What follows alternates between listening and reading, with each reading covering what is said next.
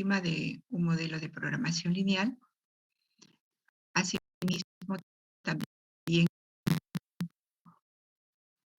a través de él poder identificar los diferentes tipos de soluciones que vamos a encontrar para los modelos de programación lineal. Adicionalmente, a manejar algunos conceptos, entre ellos lo que es el punto extremo, ya que la solución óptima justamente va a estar ubicado en un punto extremo de una región de soluciones factibles definida por las restricciones llevadas a la gráfica.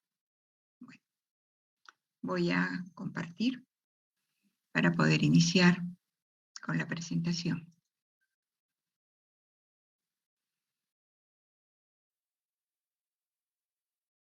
A ver, bueno.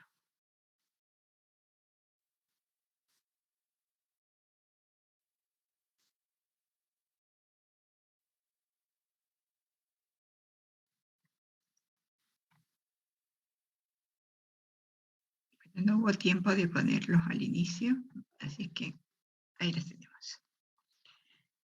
Bien, como les decía, vamos nosotros a ver en este momento un modelo muy útil para entender las propiedades matemáticas de la programación lineal, ¿no? Como método de solución. El método gráfico es un método que nos va a permitir encontrar la solución de problemas de programación lineal con un número de variables reducidas, ¿no? 2 o 3 variables como máximo, ¿no? Van a haber restricciones del tipo menor igual, mayor igual e igual. Observarán ustedes que cuando el modelo tenga 2 variables, ¿no? La función objetivo va a ser una recta y la región de soluciones factibles va a ser un polígono. Cuando tenga 3 variables, la función objetivo va a ser un plano, ¿no? Y la región de soluciones factibles va a ser un poliedro. En este método gráfico, para determinar la solución óptima, lo primero que se tiene que precisar es un conjunto de oportunidades que viene a ser la región de soluciones factibles. Esta región de soluciones factibles va a estar determinada por la intersección, ¿okay?, de los semiespacios que definen las restricciones. Eso de primera intención hay que buscar. En segundo lugar, la gráfica de las líneas de nivel, ¿no?, que definen la función objetivo, ¿no?, serán identificados como hiperplanos, ¿no?, paralelos a la dirección de máximo crecimiento, ¿okay?, que se le llama dirección de óptimo, en el caso de modelos que tengan que ver con la maximización de la función objetivo, ¿no? En otros casos va a estar vinculada con la búsqueda del valor más pequeño para Z. Y en tercer lugar, ¿no?, habrá que definir pues la representación de la solución óptima, ¿no?, o puntos óptimos, identificando el punto de tangencia entre el hiperplano de la función objetivo y el conjunto de soluciones factibles o conjunto de oportunidades, que también le vamos a llamar así. ¿Correcto? Se indica que la solución para este tipo de metodología, ¿no?, nos va a llevar a encontrar pues esa solución, ¿no?, en el primer cuadrante del sistema cartesiano. Ahí vamos a registrar, ¿no?, la gráfica de las restricciones del modelo. Van a ver que es toda una metodología que hay que seguir paso a paso, ¿no?, para luego identificar sobre uno de los vértices de esa región de soluciones factibles, ¿no?, la solución óptima. Que cuando se trata de una solución óptima finita única, ocurrirá en un punto extremo de esa región de soluciones factibles. ¿Ok? Entonces, vamos a estar atentos, ¿no?, para identificar dónde ocurre esa solución óptima. Ahora, ¿por qué se trabaja en el primer cuadrante del sistema cartesiano esa solución de puntos factibles, ¿no? Porque indudablemente hay que satisfacer las condiciones de no negatividad para las variables. Lo más frecuente es utilizar este método para modelos que tienen dos variables, ¿no?, en su estructura. Como necesitamos graficar las restricciones, ¿ok? Necesitamos graficar las restricciones para definir la región de soluciones factibles, ¿no?, que nos va a llevar a identificar la intersección de los semiespacios definidos por las restricciones. Es conveniente recordar un poquito cómo hacer la graficación de desigualdades.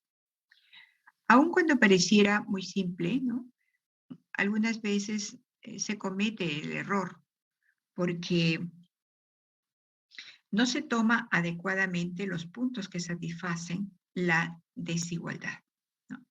Entonces, si ven acá, hay algunos pasos, ¿no?, que debemos dar para recordar, ¿no?, ya que es de interés para poder encontrar una solución correcta, ¿no? Entonces, ¿qué es lo que hacemos? La desigualdad la expresamos como una igualdad, luego seleccionamos un punto de ensayo, evaluamos, ¿no?, el primer miembro de la expresión, ¿no?, y luego determinamos, pues, si el punto de ensayo satisface la desigualdad, ¿no? Bueno, eso es lo que se suele hacer, ¿no? Entonces, también sabemos que en una desigualdad de dos variables, la solución por lo regular está representada por una región en el plano coordenado. ¿Es cierto? Muy bien. Entonces, cuando se representa gráficamente una desigualdad con dos variables, como en este caso, se tendrá todos los puntos x1 y x2 en el plano cuyas coordenadas satisfacen dicha desigualdad, ¿no? Entonces, como les decía, si tenemos esta desigualdad, hay que llevarla a su condición de igual, ¿no? Entonces definimos la recta y ahora lo que vamos a hacer es utilizar un punto de ensayo, ¿no es cierto? Coger un punto de ensayo, de repente 1,1 o de repente 3,1, ¿no?, y reemplazarlo en la desigualdad y ver si se cumple o no se cumple. Cuando eso ocurra, con claridad vamos a ver cuáles son los puntos que satisfacen la desigualdad. Y en este caso estamos viendo que esos puntos que nos interesan, que satisfacen esta desigualdad, 2x1 menos x2, están con esta orientación, ¿no es cierto? Y obviamente que nos corresponde, pues, tomar todos los que están en el primer cuadrante del sistema cartesiano, ¿no?, llevándolos al plano de la solución gráfica. ¿Ok? Bien, entonces, una vez que identificamos todos estos puntos que satisfacen la restricción, ¿ok?, ¿no?, para esta restricción, ¿no?, esta sería la gráfica, pero si aparece otra, igualmente tendríamos que trabajarla, ¿no es cierto? Y si aparece una tercera, igualmente orientada así, o de repente otra que tuviéramos así, ¿no? Como lo vamos a ver en la aplicación. Bueno, pero en este caso tenemos solamente una que la hemos llevado a la gráfica, porque nos interesa definir, ¿no?, cuáles son los puntos que satisfacen la desigualdad. Y hay que marcarle la orientación, ¿no?, como recomendación para evitar errores, ¿no? También he indicado de que la solución óptima, ¿no?, la solución óptima para el modelo nos lleva a definir un punto de tangencia entre un hiperplano de la función objetivo y un punto de la región de soluciones factibles, ¿no? Entonces, eso nos lleva a identificar, ¿no?, o a recordar qué es el contorno de una función, ¿no? Entonces, miren, aquí tenemos nosotros un ejemplo, ¿no?, de una función de utilidad, ¿no?, que es igual a 2x1 más 4x2. ¿Ok? Eso es lo que tenemos en este momento, ¿no?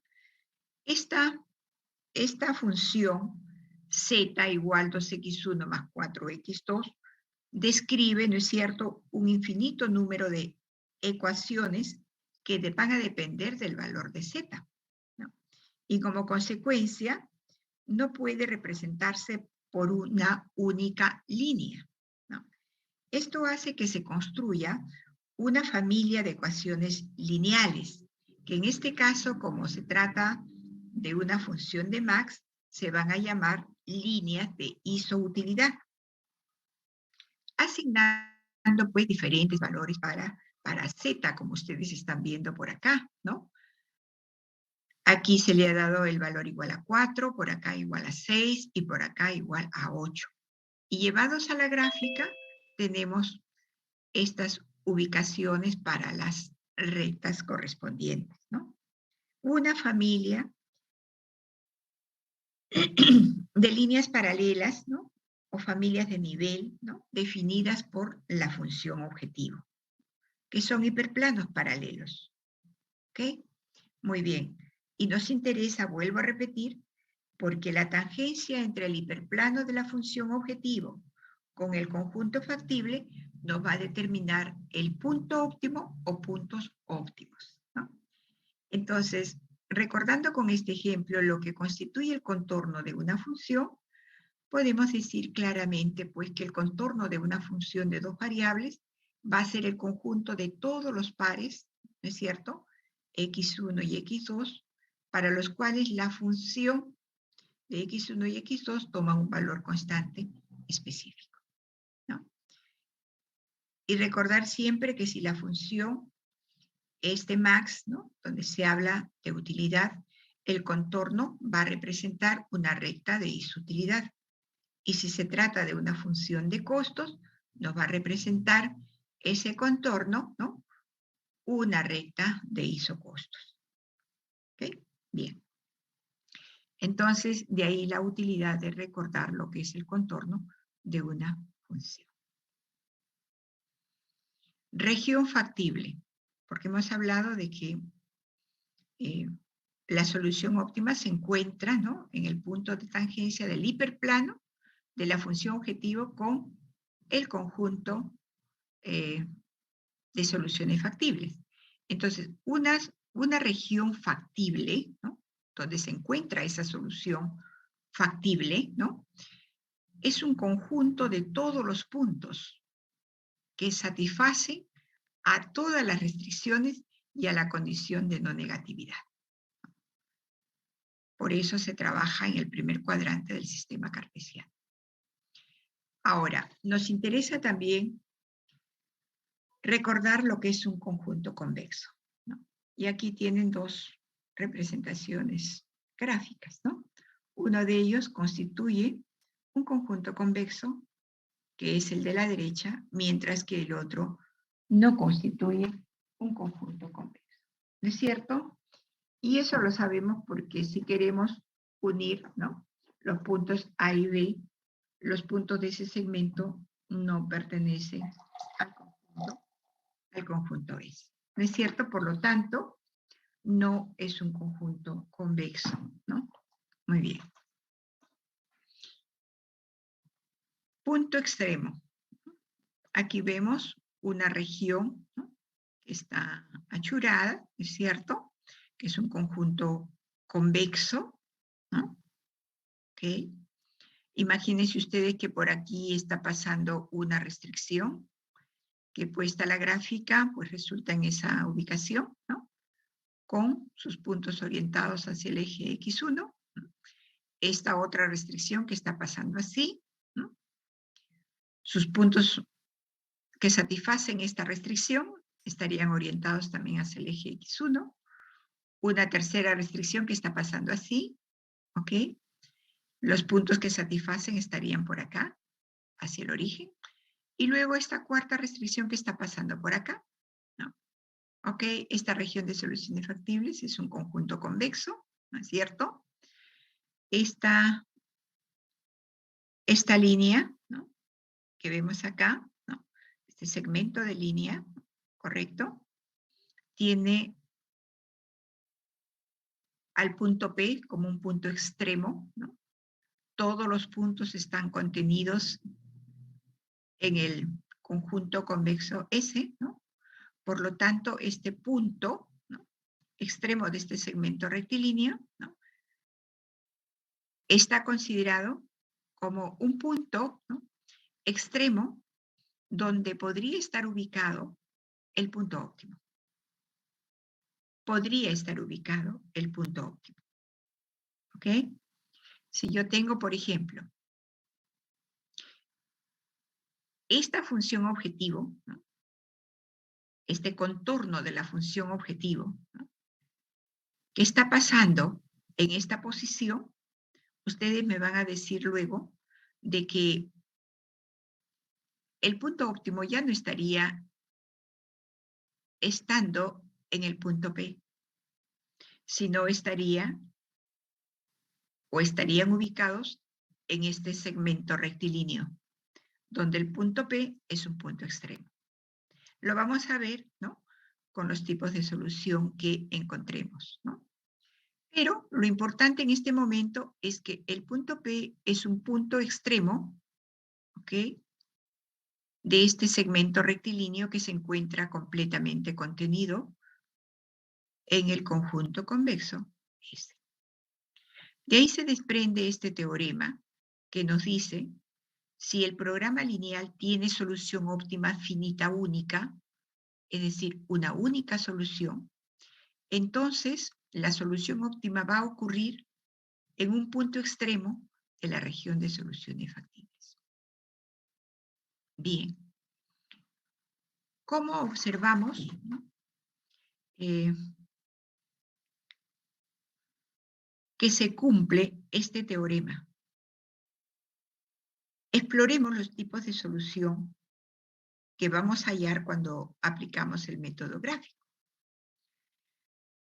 La primera de ellas tiene que ver con esta solución óptima finita única, ¿no? Fíjense, ¿no? ¿Y qué observan?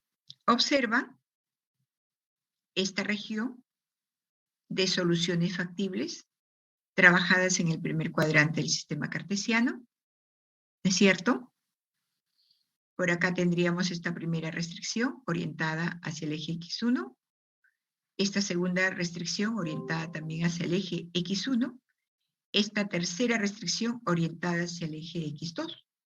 Por lo tanto, ¿qué tenemos acá? Tenemos, ¿no es cierto? ¿Qué tenemos? Tenemos la intersección, ¿no es cierto?, de todos los semiespacios definidos por las restricciones. Entonces, cualquier punto de esta región satisface a las tres restricciones que podrían estar presentes en este modelo. Muy bien.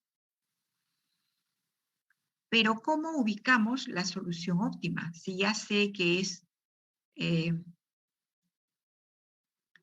o va a quedar definida, ¿no?, por el plano de tangencia de la función objetivo con un punto extremo de la región de soluciones factibles. Me lleva eso a registrar gráficamente la función objetivo.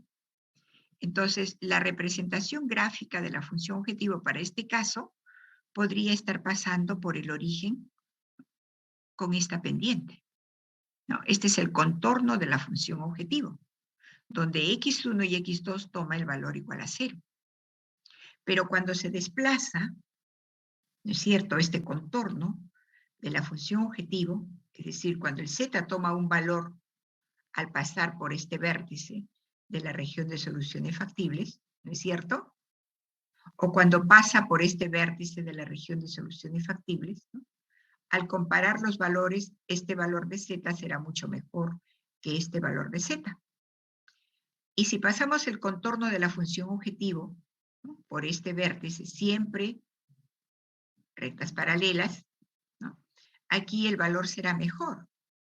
Pero cuando pasa por este vértice, el valor de z será mucho mejor que los valores calculados anteriormente, ¿no? Y ya no podemos seguir trazando contornos para esta función objetivo porque ya no tocaríamos ningún punto de la región de soluciones factibles. ¿No es cierto? Por lo tanto, aquí estaríamos ubicando el punto óptimo, ¿ok? El punto óptimo.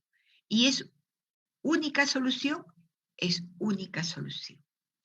¿Y cómo es la región de soluciones factibles? Es acotada en este caso. En este caso, la región de soluciones factibles es no acotada.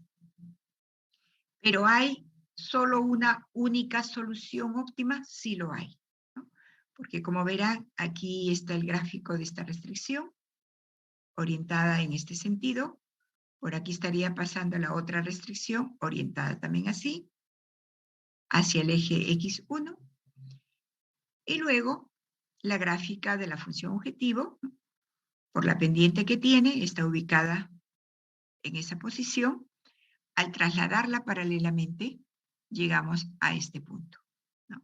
Donde estaría ubicado el punto óptimo, ¿no? Y de aquí fácilmente definimos las coordenadas para este punto en X1 y la coordenada para este punto, ¿no? Correspondiente a X2. Bien, tenemos entonces en ambos casos soluciones óptimas, finita, única. Entonces, como que sí es de interés saber, ¿no? Cuáles son los puntos que satisfacen a cada una de las restricciones que se lleva a la gráfica. Porque finalmente tenemos que buscar la intersección, ¿no? Como ya se ha explicado. Otro tipo de solución son las soluciones óptimas alternativas. ¿Qué ven? Que se ha llevado a la gráfica esta restricción, ¿no? Orientada en este sentido, esta otra restricción orientada en este sentido, y esta tercera restricción orientada en este sentido. Intersección, ¿no? ¿Dónde están los puntos que satisfacen a las tres restricciones? Aquí lo vemos. Nuestra región de soluciones factibles, ¿no? Trabajamos la función objetivo, quedaría representada, ¿no? En esta posición. La desplazamos paralelamente. ¿Y qué va a pasar? Que en este momento coincide con este lado de la región de soluciones factibles. ¿Podemos seguirla desplazando? Ya no. ¿Cierto? Ya no podríamos, porque saldríamos de la región de soluciones factibles. Entonces, cuando esto ocurra, estamos con soluciones óptimas alternativas. Y obviamente que va a ocurrir cuando la función objetivo tiene pues la misma pendiente de esta restricción, ¿no? Entonces se van a hacer coincidentes, ¿no? Bien, la solución óptima ahora, ¿no? Para este caso, se encuentra contenida en todos los puntos de este segmento AB. Y esto resulta para el decisor una ventaja, ¿no? Porque la decisión que tome podría ajustarse a los requerimientos del negocio, ¿no? ¿Por qué? Porque vamos a tener diferentes pares de X1 y X2, ¿no? Donde el valor de Z va a ser el mismo. Entonces, por eso les decía, el decisor puede tomar la decisión que más se acomode a los requerimientos del negocio que administra. Bien, observamos que la región de soluciones factibles es acotada, por acá es no acotada, ¿no?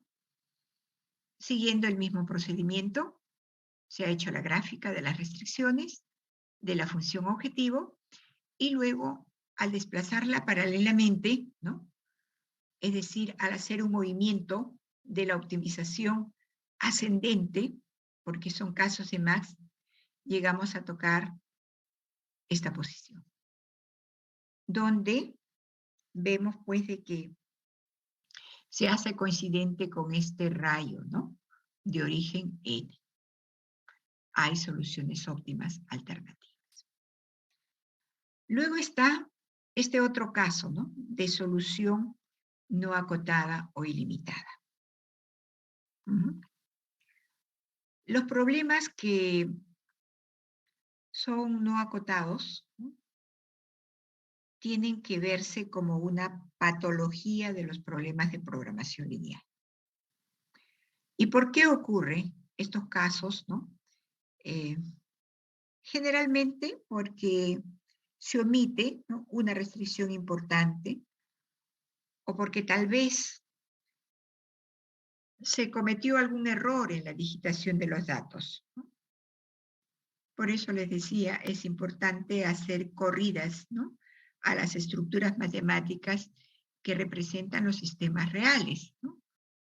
Para poder retroalimentar los datos adecuados y las limitaciones adecuadas que hay dentro del sistema, ¿no? Porque si no, podríamos llegar a este tipo de solución, ¿no? Bien,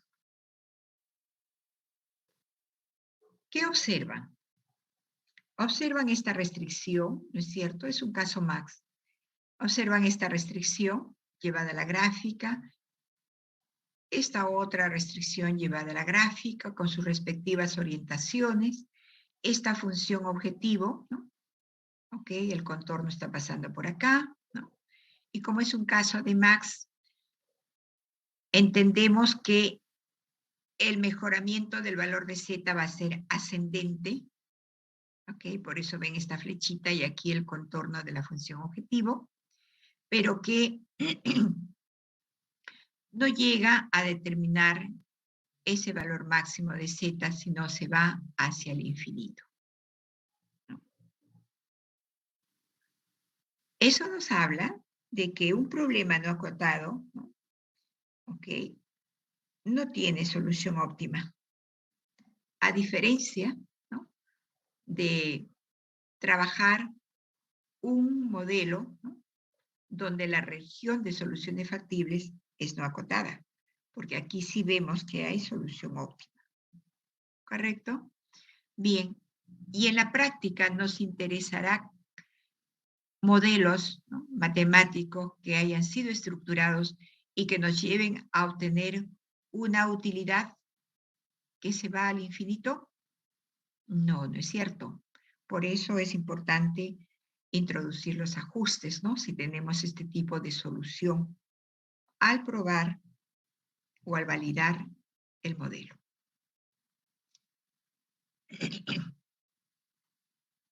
Solución infactible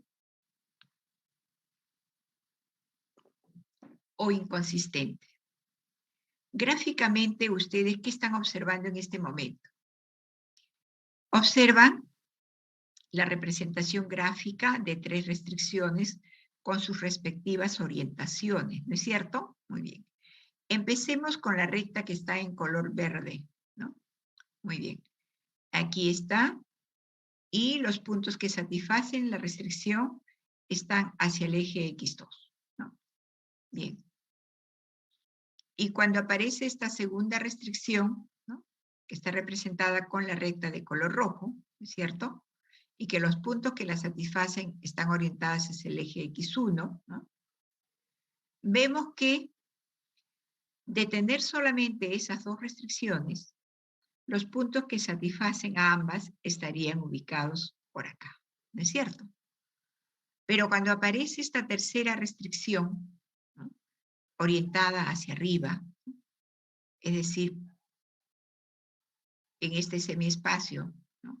Están todos los puntos que satisfacen la restricción, ¿no? y queremos luego identificar los puntos que satisfacen a las 3 restricciones, simplemente no los vamos a encontrar. ¿No es cierto?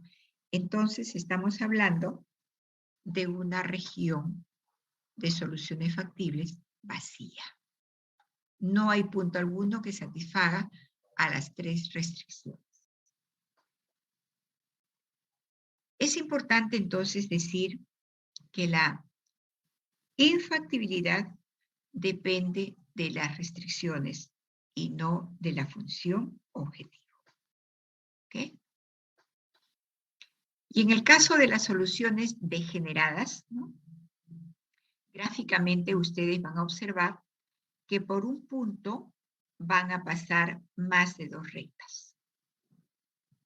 Esto es en el contexto gráfico, ¿no? Cuando hablemos de soluciones básicas, ¿no? O hablemos de degeneración presente, cuando se aplica el simplex, vamos a ver también que esto se presenta, ¿no? Y que hay que tomar decisiones para levantar degeneración en el caso del simplex, ¿no? Y van a observar, ¿no? De que, bueno, en su momento se lo diré, ¿no?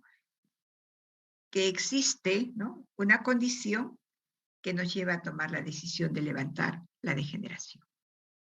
Pero por ahora, en el contexto gráfico, como les decía, deben visualizar que por un punto están pasando más de 2 rectas, ¿no? Entonces, si tuvieran digamos, esta representación, ¿no? O diferentes representaciones y les dijera identifiquen los tipos de solución, podrían ustedes hacer los comentarios correspondientes.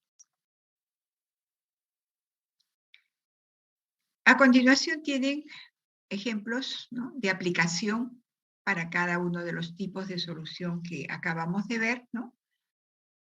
En este modelo de 2 variables con 3 restricciones, llevado a la gráfica, van a tener como resultado lo que están apreciando, con una región de soluciones factibles que está en color verde, ¿no?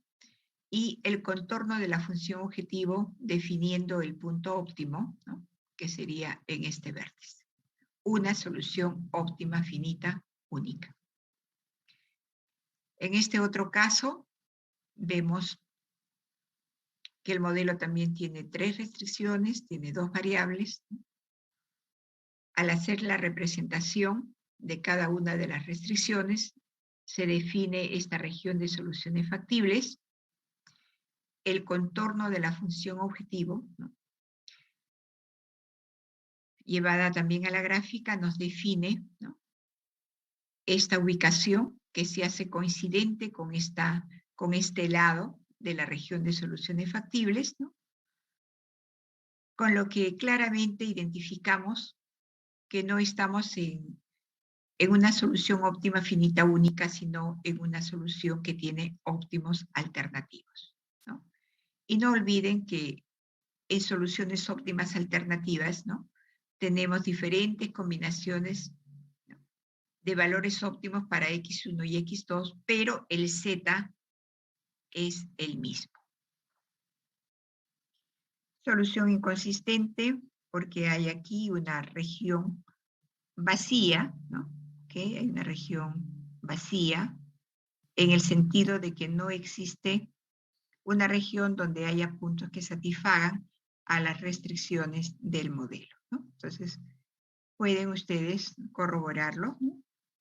Trabajándola para adquirir un poquito de práctica. Lo mismo ocurre en esta solución infactible, ¿no? O inconsistente. Ahí está el modelo para que ustedes lo lleven a la gráfica, ¿no? Bueno. Otro aspecto de relevancia es saber identificar los tipos de restricciones que hay en el modelo. ¿Okay? Bien, aquí tenemos, por ejemplo, restricciones activas, ¿no? Llamadas también restricciones de enlace. las restricciones inactivas o de no enlace y las restricciones redundantes. ¿Okay? ¿Qué vienen a ser las restricciones activas? Cuando se les dice etiquetar las restricciones, ¿no? Se refiere a identificar el tipo de la restricción, ¿correcto? Es decir, analizar si son activas, inactivas o redundantes. ¿Qué es una restricción activa o de enlace? Es una restricción que pasa por el punto óptimo y constituye rectas fronteras de la región de soluciones factibles. Ah, ok. Entonces, ¿toda restricción que pasa por el punto óptimo es una restricción activa? Sí. ¿Ok? Y además forma parte de las rectas que constituyen rectas fronteras de la región de soluciones factibles. Y las restricciones no inactivas o de no enlace son aquellas que constituyen rectas fronteras de la región de soluciones factibles, pero que no pasan por el punto óptimo. Y las restricciones redundantes son consideradas aquellas que no pasan por el punto óptimo ni tampoco son rectas fronteras de la región de soluciones factibles. ¿Okay? Entonces, de acuerdo a cómo resulte la gráfica, ustedes podrán etiquetar o identificar, ¿no?, la naturaleza de las restricciones, ¿no?, como activas, inactivas o redundantes, ¿no?, que lo vamos a ver en las aplicaciones que en este momento vamos a empezar a ver. Repito.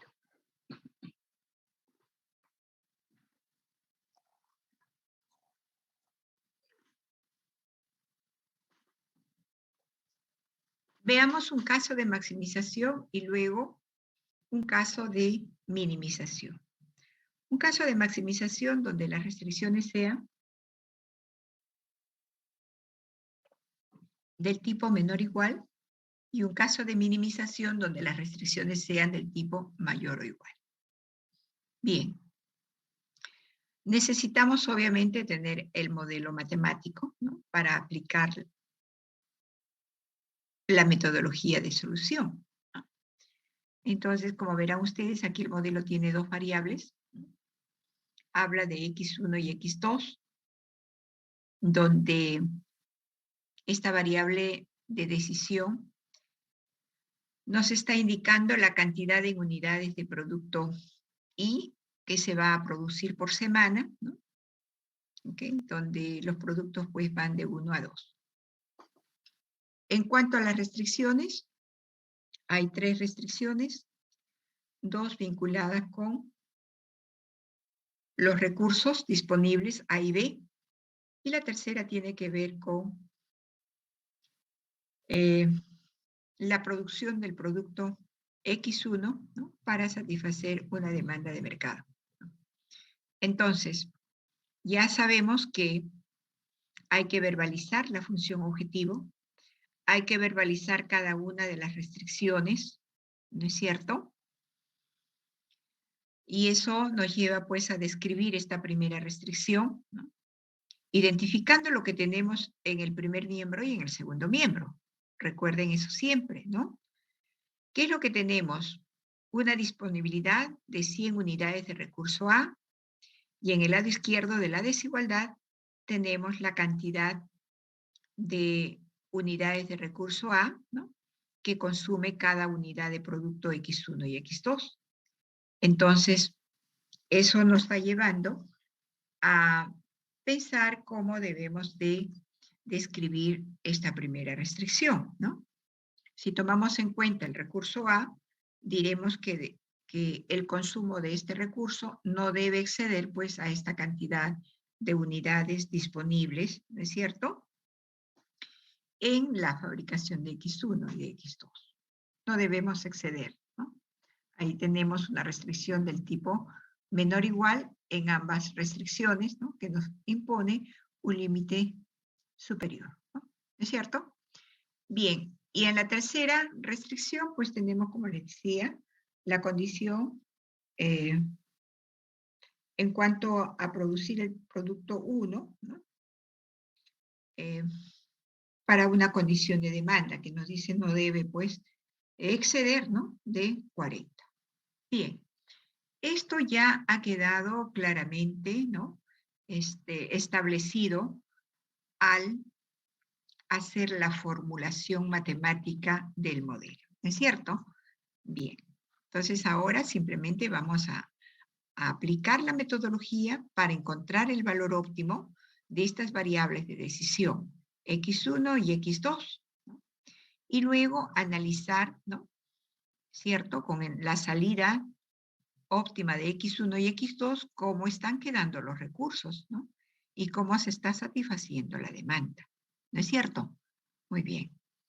¿Cuál es el procedimiento que vamos a seguir?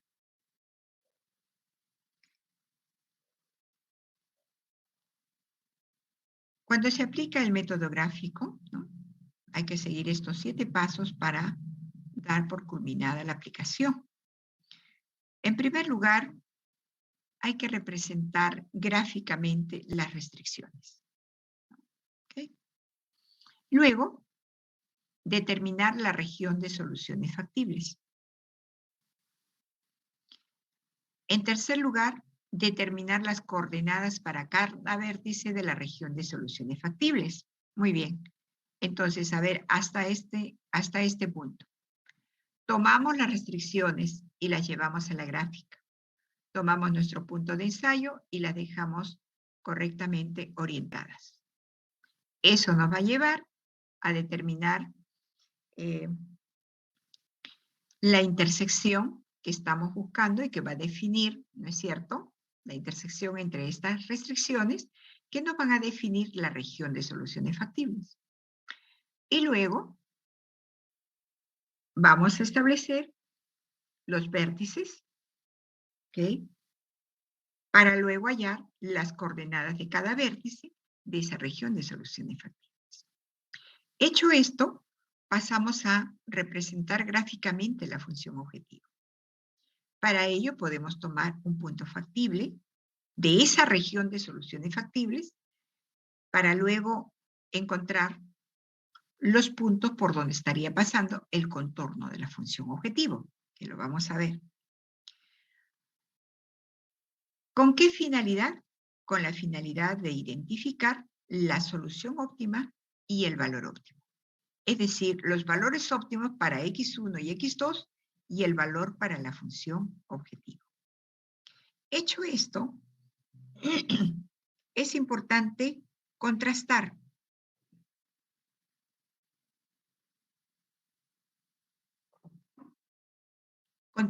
esa solución óptima y valor óptimo haciendo una evaluación, perdón, haciendo una evaluación para Z en cada uno de los vértices de la región de soluciones factibles. Concluido con este paso, nos vamos a las restricciones. En cada una de las restricciones, reemplazamos los valores óptimos, x1 y x2, ¿no?, y analizamos variables que hayan sido consideradas, ¿no?, para llevar las desigualdades a ecuaciones. Estoy hablando de variables de holgura o variables de exceso. Esos son los pasos que hay que dar. Recordarán ustedes que cuando hablábamos de el proceso para formular los modelos matemáticos, decíamos, necesitamos variables controlables como insumo y variables del ambiente, ¿no es cierto? Interno y externo, ¿no?, a ser considerado para hacer la formulación que después de aplicar el método de resolución vamos a identificar los valores para las incógnitas, ¿cierto?, para las variables de decisión y conocer el impacto en cuanto al manejo de los recursos. Entonces, eso vamos a llevarlo a la práctica en este momento, ¿ya? Dando el primer paso, entonces, tomamos cada una de las restricciones, restricción 1, restricción 2 y restricción 3. Y aquí está la primera restricción. ¿Queremos hacer la representación de esta restricción de desigualdad? Muy bien. ¿Qué recordamos? Que debemos de llevarla a la forma de ecuación, ¿no? Para representar la recta, ¿no? Y luego encontrar los puntos por donde va a pasar la recta. Y para ello, ¿qué necesitamos hacer? Le damos a una de las variables el valor de 0, ¿no? En este caso a x1 le estoy dando el valor de 0 y estoy encontrando el valor para x2. Luego hago el cambio, ¿no? A x2 le doy el valor de 0 y encuentro el valor para x1, ¿no? Bien, entonces, esta recta está pasando por x1 igual 50 y x2 igual 100. Repito para la segunda restricción, ¿no? ¿Okay? Entonces, esta recta L2, porque esta sería la recta L1, porque así le estoy llamando. Esta sería la recta L2. La recta L2 está pasando por x1 igual 80 y x2 80. La recta L3 está pasando por x1 igual 40 y x2 igual 0. ¿Qué significa RA? RA significa que la he etiquetado después de encontrar la solución como restricción activa. La L1. La L2 también es una restricción activa. Y la L3 es una restricción inactiva. Pero esto, repito, lo etiquetamos después de haber hallado la solución óptima. ¿Correcto? Muy bien. Es el primer paso. ¿No es cierto? Bien. El primer paso, pues, que nos lleva ya a obtener, ¿no es cierto? A obtener, aquí está la recta L1, orientada en este sentido, la recta L2, orientada también hacia el origen, y la recta L3, orientada hacia el eje X2, ¿no? Entonces, la zona común que satisface a las tres restricciones sería pues esta zona que está en color verde. ¿Qué constituye esta zona en color verde? La región de soluciones factibles. Correcto. Como ya la hemos definido, ¿no? Le vamos a dar nombres a cada uno de los vértices, ¿no? Aquí le pongo A, B, C, D y E. Y luego identifico las coordenadas de cada uno de los vértices. Por eso ven ustedes que los he puesto para cada uno de ellos, ¿no? Bien. Pero hasta ese momento solo tengo o solo he encontrado la región de soluciones factibles. Ahora tenemos que encontrar la solución óptima. Pero para llegar a la solución óptima, primero tengo que registrar gráficamente la función objetivo. ¿Ok? Porque recuerden, ¿no? Que gráficamente estamos buscando la solución, ¿no? Entonces, en este caso, ¿no? Después de hacer la representación gráfica de esta función objetivo, veo que va a tener una única solución, ¿no? Pero ¿cómo llegamos a esta representación? Estoy tomando un punto factible, ¿ok? Un punto factible. ¿Dónde están los puntos factibles?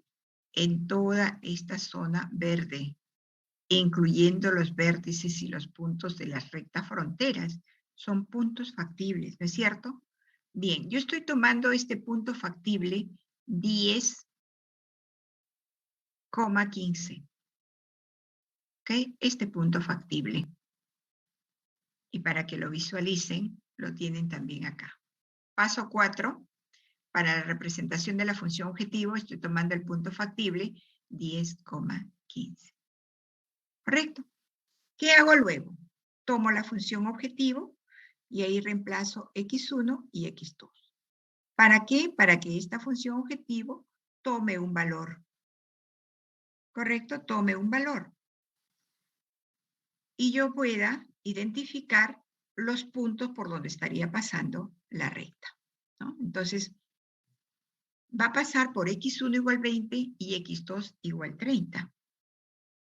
Y aquí ven, x1 igual 20 y x2 igual 30. Por aquí está pasando el contorno de la función objetivo. Ahora, generalmente, cuando se trata de un caso max, el mejoramiento del valor de z tiene un movimiento ascendente. Por eso ven ustedes la cabecita de flecha que está apuntando hacia arriba. Generalmente. Pero, acá hay un pero que hay que considerarlo. El mejoramiento de la función objetivo no solamente va a depender de la optimización, caso max o caso min. Estamos diciendo para el caso max es un movimiento ascendente, sino también va a depender de la naturaleza de los coeficientes que acompañan a las variables en la función objetivo. Lo vamos a ver luego. Por el momento, esta recta que representa el contorno de la función objetivo para un caso max, ¿cómo se llama? Recta de isoutilidad. Va a tener un movimiento ascendente. Entonces,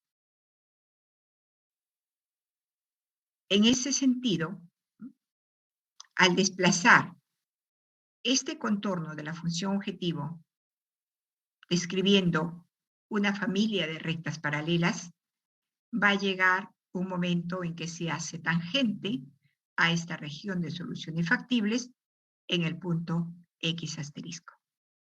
Entonces, aquí está ubicado el punto óptimo, ¿no? ¿Y cuáles son las coordenadas de este punto óptimo? Si lo observamos en la gráfica, sería x1 igual 20 y x2 igual 60. La solución óptima debe visualizarse en la gráfica. De otra manera, no es una solución gráfica. Entonces, por favor, tienen que utilizar una escala que les permita llegar a tener una solución precisa, clara, ¿no? ¿De acuerdo? Con la gráfica de todo lo que corresponde. ¿De acuerdo? Bien. Entonces he encontrado la solución óptima, ¿no? Los valores óptimos, repito, son para x1 igual 20 y x2 igual 60. ¿Y el valor óptimo cuál será? Llevamos estos valores óptimos a la función objetivo, ¿no? Y eso nos va a dar, pues, como resultado, $180 por semana, ¿no? Claro está, y creo que sabemos que una vez que encontramos los valores óptimos para las variables de decisión, hay que referirlas en los términos en que fueron definidas, ¿no? Si definimos que X1 representa el número de unidades de producto 1 a fabricar por semana, tendríamos que enunciar que X1 es igual a 20 unidades de producto 1 por semana, ¿no? Ok. De manera similar para X2. Bien, hemos encontrado la solución óptima de la gráfica. Pero para validar estos resultados, contrastamos con la siguiente evaluación. ¿Qué estoy encontrando? El valor de Z en cada uno de los vértices de la región de soluciones factibles. Estoy en un caso de max, ¿no es cierto? Muy bien, entonces, de todos estos valores como resultado de la evaluación, me tengo que fijar dónde tengo el mejor valor para Z. El mejor valor para Z está por acá, ¿no? 180. Muy bien. ¿Y qué valores óptimos hay para ese valor óptimo? X1 20 y X2 60. ¿Y es lo que encontramos gráficamente? Sí, es la respuesta correcta, ¿no? Contrastada. ¿Ok? Bien. Hecho este paso, pasaríamos al paso 7, ¿no? ¿De acuerdo? Donde aquí vamos a evaluar el impacto de la solución en las restricciones. Tomamos la primera restricción, que tiene que ver con el recurso A. Esta expresión nos habla de la restricción 1. Es una restricción del tipo menor o igual. La tenemos que expresar en términos de igualdad. En la clase anterior les decía, si la restricción es del tipo menor o igual y la queremos expresar como una igualdad, necesitamos agregar una variable en el lado izquierdo de la desigualdad. Y esa variable tenía el nombre de variable de holgura. Entonces, estamos agregando una variable de holgura que la vamos a establecer, que será identificada con la variable, con la letra S, ¿ok? Para no confundirla con las variables reales, que son X1 y X2. ¿Ok? Entonces, variable de holgura S1 porque es la primera que estamos considerando. Una vez que hacemos esto, ya llevamos esta desigualdad a una igualdad. Paso siguiente, estoy tomando, ¿no?, los valores óptimos y los estoy reemplazando. Para X1 20, para X2 60. ¿Por qué? Porque quiero encontrar el valor para S1. Entonces, como consecuencia de la evaluación, vemos que el S1 es igual a 0. ¿No? ¿Qué nos habla este valor donde la variable de holgura S1 tiene el valor de 0? Pues nos dice que en el programa óptimo de X1 y X2, ¿no?, hallado, se consume la totalidad del recurso A. No hay recurso sobrante. ¿Y cómo era esta primera restricción? ¿Se acuerdan? Voy a volver a la gráfica. La recta L1 pasaba por el punto óptimo. La recta L2 pasaba por el punto óptimo. ¿Qué quiere decir entonces? Que la restricción 1 y la restricción 2 son restricciones activas. Están pasando por el punto óptimo. ¿Y por qué vuelvo a mencionar esto? Porque las restricciones activas tienen holgura igual a 0. Es otra teoría que la deben ir asimilando porque se va a usar en determinado momento. ¿Ok? Las restricciones activas tienen holgura, ¿ok?, o exceso igual a 0. Bueno. Llegamos a la segunda restricción, donde es esta expresión. Necesitamos, por el tipo de desigualdad, agregar una variable de holgura, que sería la S2, ¿no? Bueno, ya tenemos la igualdad, reemplazamos los valores óptimos y encontramos el valor para la holgura de la segunda restricción, que ya sabemos entonces de antemano que va a ser igual a 0. ¿Okay? Por eso, en soluciones donde no se ha hecho la gráfica y se tiene un valor para la variable de holgura igual a 0, podemos etiquetarla como una restricción activa. ¿Okay? No necesariamente tienen que verla en la gráfica. Bien, ¿qué nos dice? Que se consume también la totalidad del recurso B. La tercera restricción, pues ya nos está hablando de la producción del producto X1, ¿no? Bueno, aquí hacemos el reemplazo correspondiente ya después de haber agregado la variable de holgura S3, y el resultado es que para esta variable el valor es igual a 20, ¿no? Entonces, si hablamos de una producción que debe ser menor o igual que 40, pues cuando tome la condición de 40, tendremos una demanda insatisfecha, ¿no? ¿No es cierto? Porque de X1 se está produciendo solamente 20.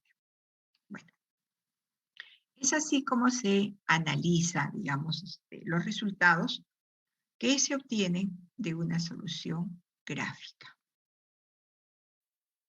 Veamos ahora el caso de minimización, ¿no? Minimización.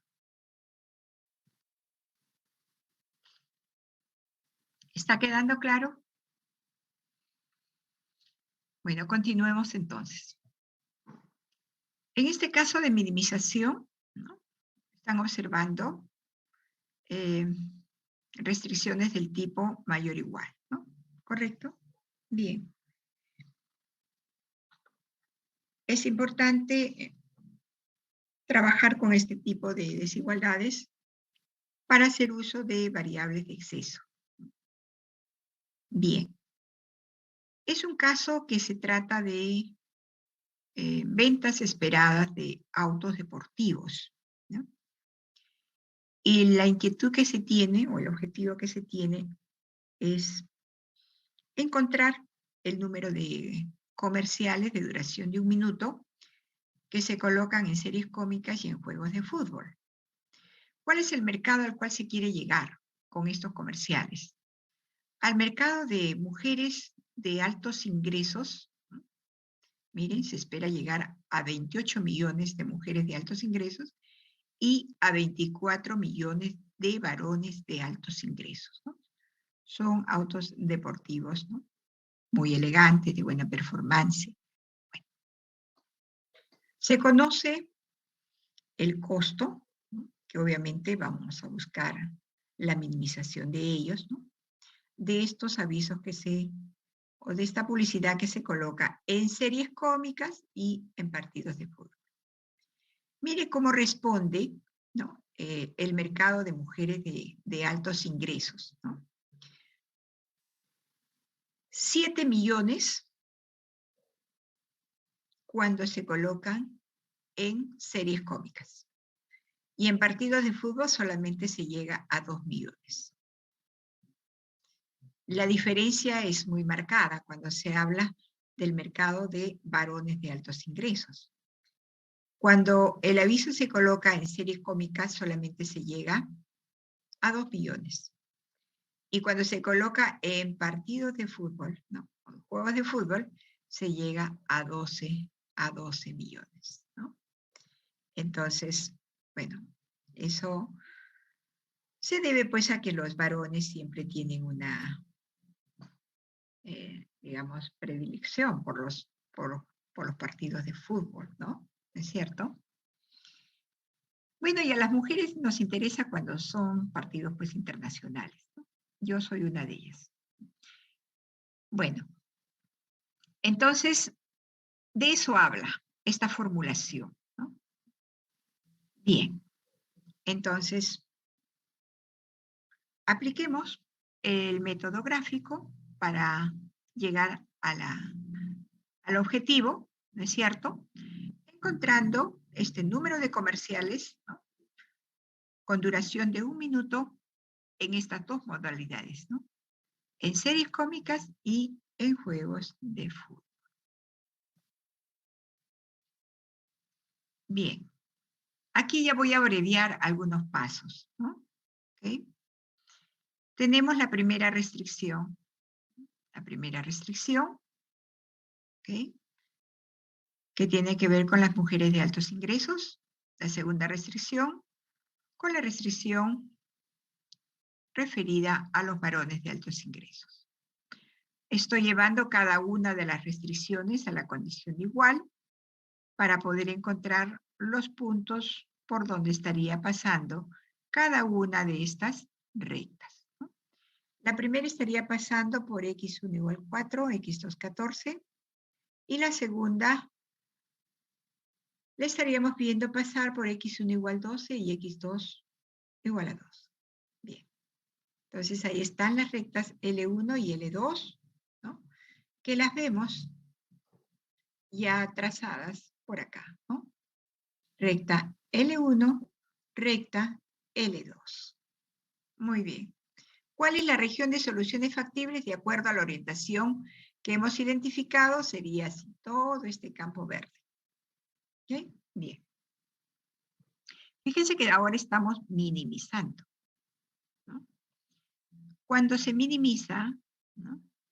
Generalmente la recta de isocostos, o sea, el contorno de la función objetivo, tiene un movimiento descendente en el mejoramiento del valor de z. Por eso ustedes ven ahora que la flechita está apuntando hacia el origen, ¿no? Bien, pero sigamos por pasos.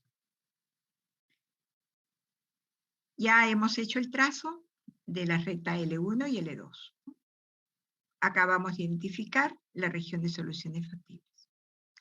Ahora voy a graficar, ¿no es cierto? Ya después de haber puesto los vértices de la región de soluciones factibles, voy a ir a hacer la gráfica de la función objetivo.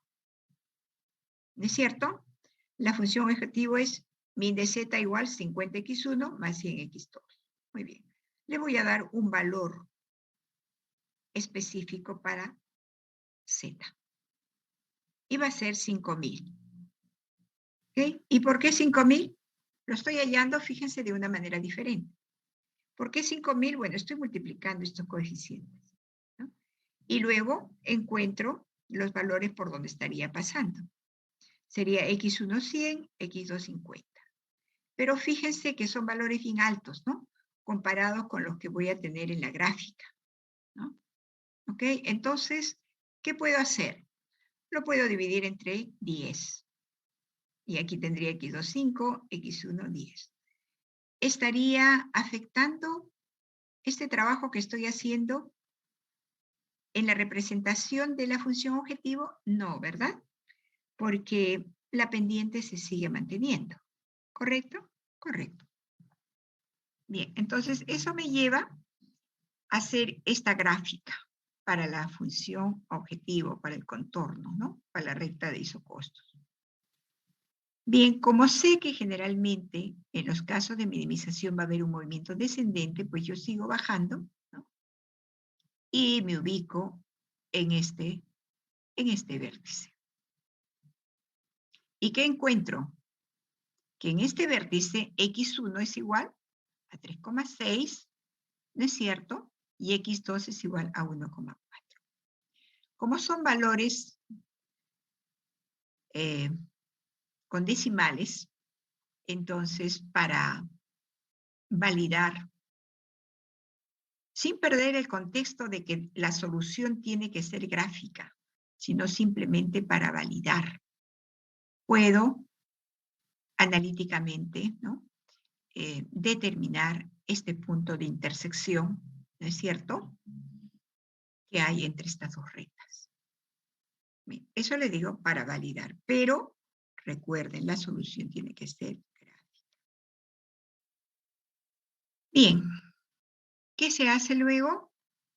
Bueno, una vez que se han obtenido los valores óptimos y el valor óptimo, pasábamos a evaluar el valor de z, ¿cierto?, en cada uno de los vértices de la región de soluciones factibles.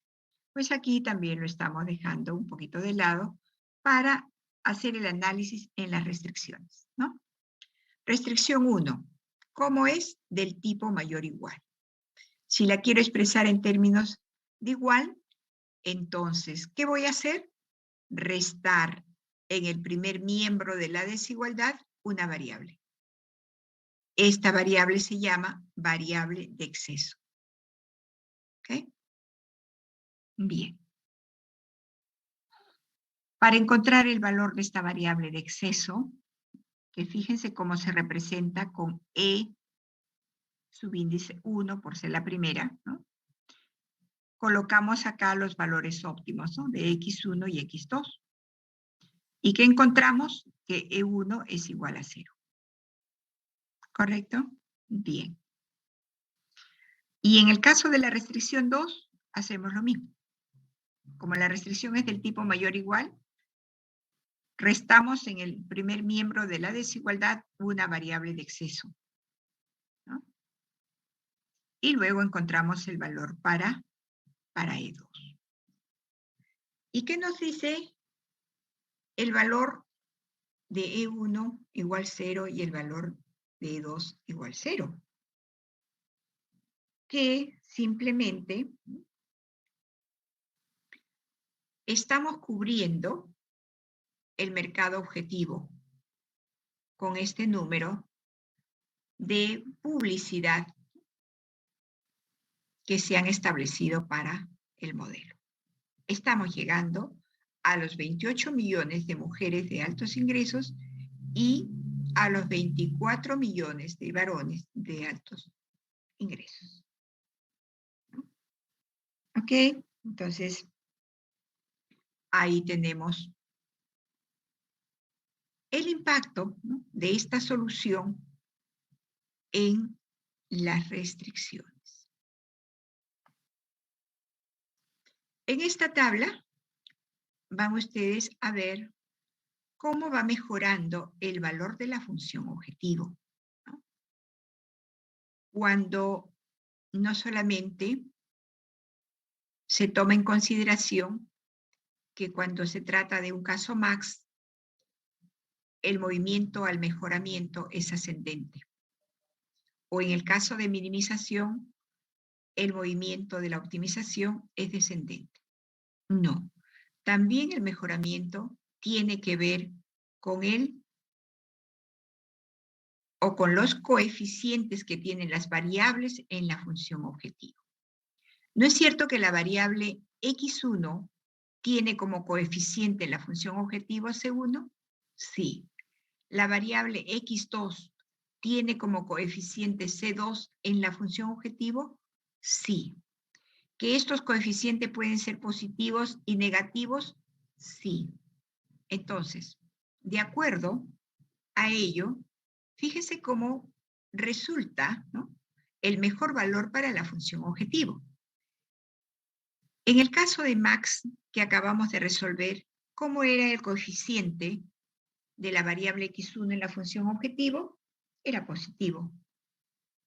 ¿No es cierto? Muy bien.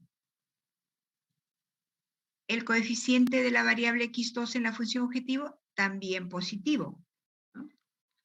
Voy a buscar. Teníamos nosotros, a ver, como función objetivo, max de z igual 3x1 más 2x2. Entonces, C1 positivo, C2 positivo. El mejor valor para z se va a encontrar lejos del origen sobre ambos ejes. Y eso fue lo que apreciamos, ¿no es cierto? Lejos, movimiento ascendente, lo más alejado del origen. Ahora, si el coeficiente es positivo, C1, y el C2 es negativo, va a ocurrir lo que dice B, ¿no? Lejos del origen sobre el eje X1. Y si el C1 es negativo y el C2 es positivo, va a ocurrir lo que se dice en C, lejos del origen sobre el eje X2. Y si ambos coeficientes son negativos, va a ocurrir lo que tenemos en D, hacia el origen sobre ambos ejes. Entonces, con esto queda claramente definido que no depende solamente del criterio de optimización, ¿no?, para identificar cómo va mejorando el valor de Z, ¿no? En el caso min, miren, si el C1 es positivo y el C2 es positivo, se va a dar lejos del origen sobre ambos ejes. Y eso fue, ¿no? Eso fue lo que vimos en el caso de min. Estuvo muy cerca al origen, ¿no?, sobre ambos ejes. Y así sucesivamente para los casos que podemos encontrar, ¿no? Bien, entonces la recomendación es que tengan en cuenta, ¿no? Que tengan en cuenta la naturaleza de los coeficientes CJ, ¿no? Que acompañan a las variables en la función objetivo. Es importante también, dentro de esta teoría, ¿no? Hacer un reconocimiento de las soluciones básicas. Y para ello voy a regresar a la gráfica del caso Max. Voy a retroceder, a ver si me siguen. Aquí estoy. Caso Max. Voy a hablar de las soluciones básicas. Estos puntos de intersección entre ejes, entre eje y recta, como es el punto B, este otro punto también es una intersección entre el eje y la recta, ¿es cierto? L1. Esta es una intersección entre las rectas L1 y L2, una intersección entre la recta, ¿no es cierto? L2 con L3, intersección entre las rectas L3 y L1, y esta es una intersección entre la recta L3 y el eje de X1.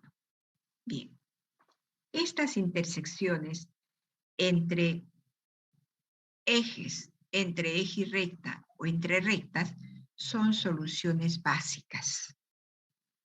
¿Ok? Soluciones básicas.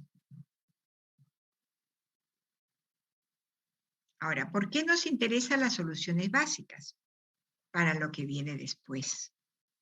¿Ok?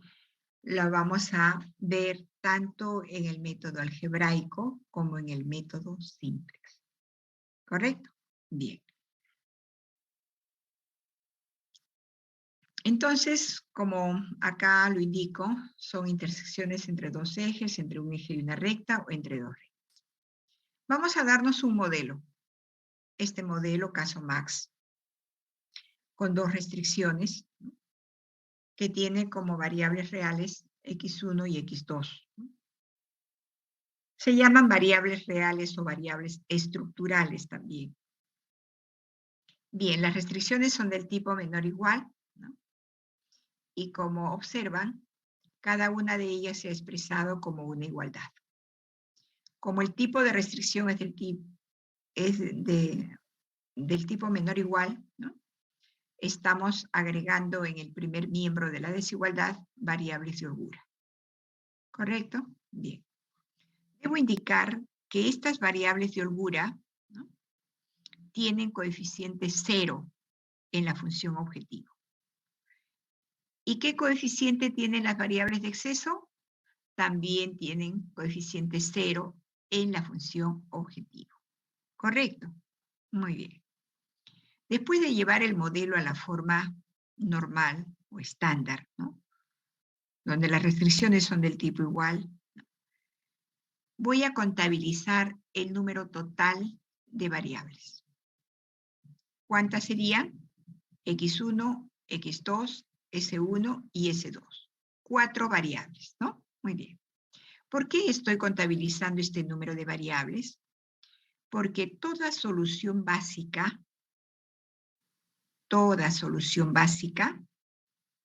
consta de dos tipos de variables. Variable básica y variable no básica. Las variables básicas son variables distintas de 0 por su naturaleza. ¿Ok? Si toman el valor 0, pues será alguna característica especial del modelo. Pero las variables no básicas sí son variables iguales a 0. ¿Correcto? Bien. En una solución básica vamos a encontrar, repito, variables básicas y variables no básicas. Estas variables no básicas que son iguales a 0 se determinan por diferencia entre n menos m. ¿Qué viene a ser n? El número total de variables, que ya sabemos son 4. Y m es el número de restricciones. Por lo tanto, el número de variables no básicas para este modelo será igual a 2. ¿De acuerdo? Todas las soluciones básicas que hallemos para este modelo va a tener 2 variables iguales a 0. Muy bien. Entonces, ¿cómo determinamos la primera solución básica? Recuerden que el concepto es que una solución básica es la intersección entre dos ejes, entre un eje y una recta, o entre rectas, o entre dos rectas. Muy bien, voy a partir yo de esta primera solución básica que está ocurriendo en el origen, donde x1 y x2 es igual a 0. Muy bien. Si x1 y x2 son variables iguales a 0, significa que S1 es igual a 12 y S2 es igual a 6. Y si yo reemplazo esos valores en la función objetivo, voy a encontrar que el z va a ser igual a 0. ¿No es cierto? Porque x1 es 0, x2 es 0, S1 es igual a 12, pero su coeficiente es 0, S2 es igual a 6, pero su coeficiente es 0. ¿No? Entonces, aquí tenemos la primera solución básica. Bien, ¿qué otra solución básica tendrá este modelo? Muy bien. Voy a encontrar una segunda solución básica. Siempre haciendo 2 variables iguales a 0. Estas serían las variables no básicas, estas de acá serían las variables básicas y este el valor de z. En la segunda solución, ¿qué tendríamos? Podría dejar x2 en el nivel 0 y ahora tomar la variable s1. Si fuera así, x2 igual a 0 y s2 igual a 0, voy a resolver el sistema para encontrar el valor de x1 y de s1. ¿No es cierto? Muy bien, ahí está, ¿no? Valor para x1 y valor para s2, ¿no? Puesto que s1 y x2 estoy haciendo que son variables iguales a 0, ¿no? Muy bien, reemplazo en el valor de z y tenemos el valor de 24. En la tercera solución vemos que hemos cambiado, ¿no? S1 permanece, pero ya no x2, sino ahora consideramos x1, ¿no? Estoy combinando de manera diferente. Okay. Igual, para esta condición, donde x1 y s1 es igual a 0, resolvemos el sistema y encontramos estos valores. Reemplazamos en la función objetivo para encontrar el valor de z. Y así vamos combinando, ¿no es cierto? Acá ya nos quedamos con x1 y estamos considerando s2 como variables iguales a 0. Y aquí están los resultados hallados. Sucede de manera similar para la quinta solución básica, donde ahora x2 y s2 son variables iguales a 0. Y en la sexta solución tenemos a S1 y a S2 como variables iguales a 0, ¿no? Lo importante es que se den cuenta que en todas las soluciones básicas hay 2 variables iguales a 0, ¿no? Y el resultado para las variables básicas es a consecuencia de haber resuelto el sistema con estas consideraciones para las variables iguales a 0. Bien. Ingeniero, ¿Será una la consulta. última? Sí, dígame. Las primeras variables que son iguales a 0, usted los dijo, los llamó, disculpe, variables no básicas, ¿verdad? Así es. Estas iguales a 0 son las variables no básicas. Ok. ¿Ya? Y estas que toman el valor diferente de 0 son variables básicas. Pero también aquí hay algo que deben de reconocer, ¿no? Por ejemplo, aquí, ¿cómo son las variables básicas? Distintas de 0, ¿no es cierto? Ok, se trata de solución básica factible. Aquí, ¿cómo son las variables básicas? Una tiene valor 0. Entonces, hay que reconocer a esta solución como una solución básica degenerada. En el contexto gráfico les decía, una solución es degenerada cuando por un punto pasan más de dos rectas. Aquí están identificando, ¿no?, que esta es una solución básica degenerada. ¿Por qué? Porque una de las variables básicas tiene valor 0. Esta sería una solución básica factible y esta sería una solución básica infactible. ¿Por qué? Porque una de las variables básicas tiene valor negativo. Y cuando una de las variables básicas tiene valor negativo, es un caso típico de solución infactible. Más adelante van ustedes a conocer cómo se levanta la infactibilidad para poder continuar con la solución y llegar a la solución. ¿De acuerdo? Bien, aquí vemos que también la solución es factible degenerada, ¿no? Bien, la degeneración también se levanta y lo vamos a ver en el simple. Y genera una Pero lo consulta. importante, sí, dime. Si es que tiene un negativo y un 0, ¿cómo se le llama? Infactible y a la vez degenerada. Ah, ya. Ujú.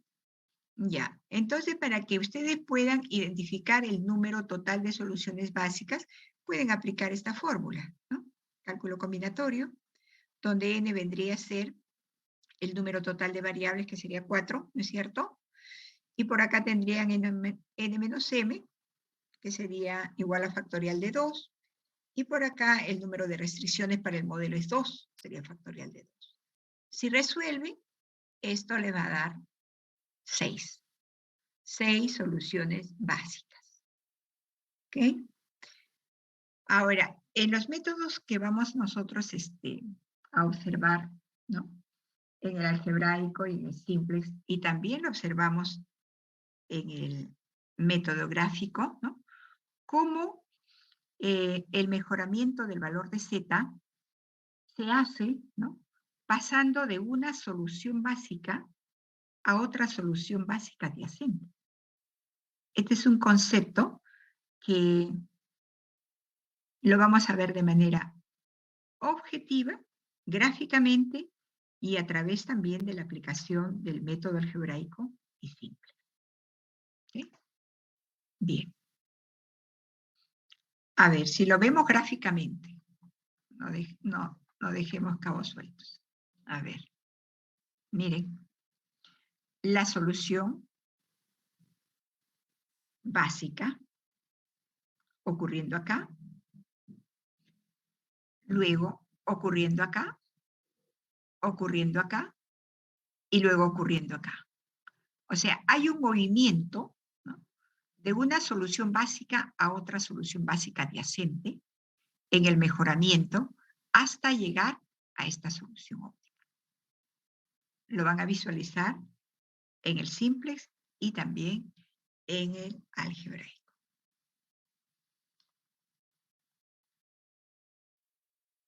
Bueno,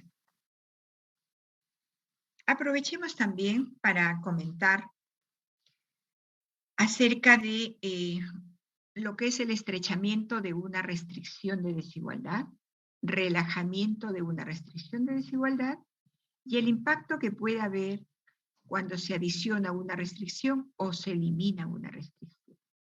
Todos estos casos nos ayudan a completar de manera objetiva el análisis, ¿no?, que podría hacerse sobre una estructura generada para un sistema, ¿no?, empresa, obviamente. Ustedes, supongo que ya están intuyendo, ¿no?, lo que podría ocurrir, ¿no?, si es que se tiene una restricción del tipo mayor o igual y se aumenta el lado derecho, ¿no? Tengo una restricción del tipo mayor o igual y yo aumento el lado derecho. O tengo una restricción del tipo menor o igual y disminuyo el lado derecho. ¿Qué estaría ocurriendo en ambos casos? El aumento en el primer caso y la disminución en el siguiente caso, ¿estarían haciendo más fácil de satisfacer la desigualdad o más difícil? Más difícil, ¿es cierto? Más difícil. Y esto tiene un impacto. en la función objetivo, ¿no? Porque el valor de la función objetivo, cuando esto ocurre, puede disminuir, ¿ok? Y si disminuye, ¿qué estaría pasando con la región de soluciones factibles? Se puede haber contraído, ¿cierto? Y eso lleva a la pérdida de puntos de factibilidad, que tiene que ver con los precios sombra que vamos a ver más adelante. Pero en algunos casos podría también quedar inalterado, ¿no? El valor de la función objetivo o la región de soluciones factibles. Entonces habría que evaluar, ¿no? Tienen ustedes, por ejemplo, qué sé yo, a ver, tenemos 30 kilos de determinado recurso, ¿no? Y yo les digo, para una restricción del tipo mayor o igual, ¿no? Su lado derecho, 30 kilos. Yo les digo, bueno, ¿qué pasa si la empresa quiere incrementar, ¿no? O pasar de 30 a 50 kilos de recurso? ¿Cómo se comporta la solución? Entonces ustedes tendrán que considerar ese nuevo valor para el recurso, ¿no? Y observar el valor objetivo y la región de soluciones factibles para que pueda hacer sus comentarios. Pero un estrechamiento siempre lleva, ¿no?, a ser más difícil de satisfacer la desigualdad, ¿no? En el caso del relajamiento, ¿no?, fíjense, va a ocurrir cuando se tenga una restricción del tipo mayor o igual y se disminuye el lado derecho. O en una restricción del tipo menor o igual se aumente el lado derecho, ¿no? Entonces, obviamente que si pensamos en estos términos, ¿no?, relajar una restricción de desigualdad es hacerla más fácil de satisfacer, ¿no? ¿Y qué es lo que va a ocurrir con la función objetivo? Que puede crecer o quedar inalterada.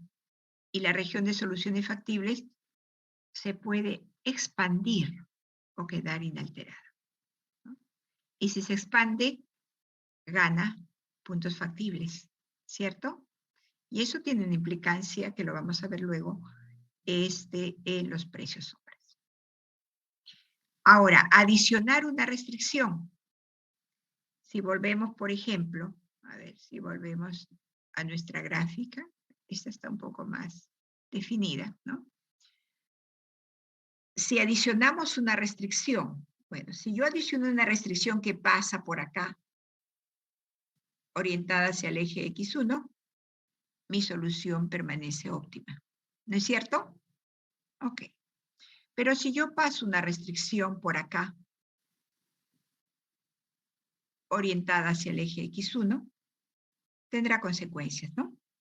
¿Cierto? Muy bien.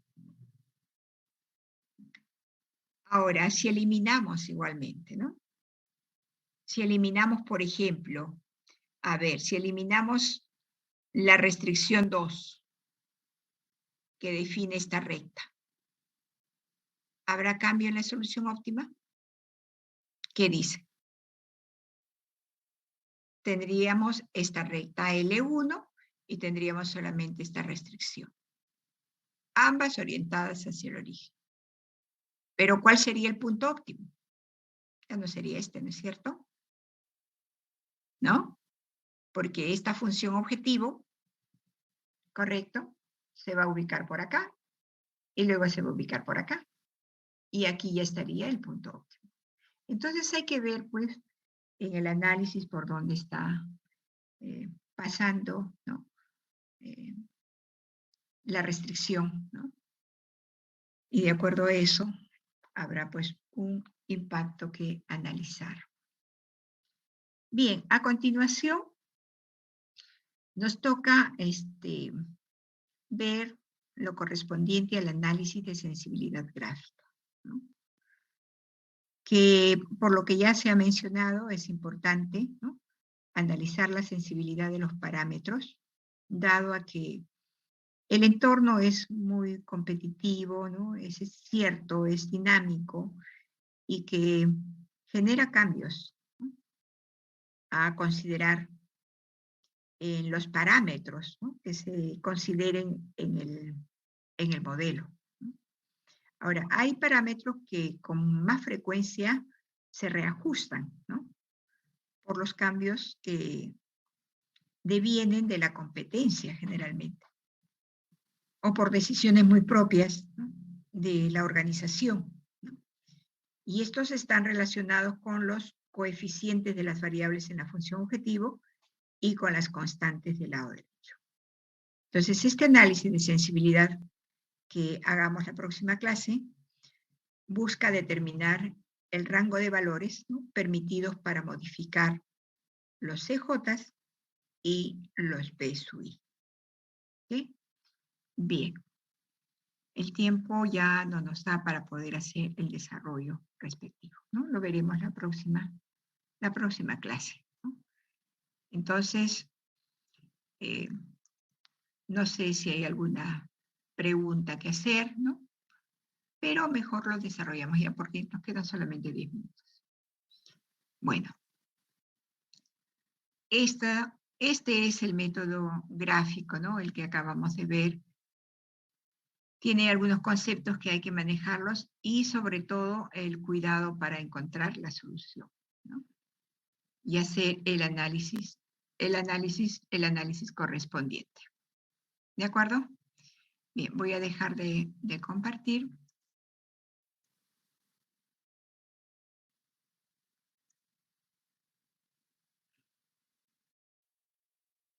A ver. Vamos a dejar de compartir. Okay.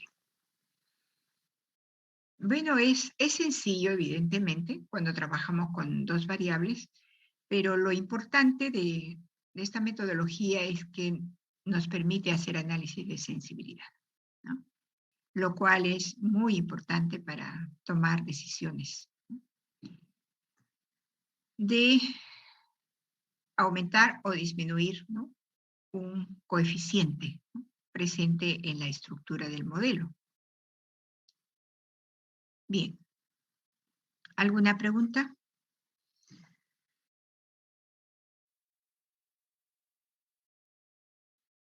Bueno, si no hay preguntas, nos reunimos ya la próxima clase, ¿no?, para continuar y empezar a ver lo que es el método algebraico.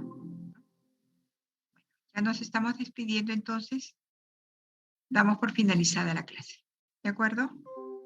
Muy bien. Hasta luego. Hasta luego, profesora. Hasta luego. Cuídese, Víctor. Profesora, cuídese. Hasta luego, Arnold.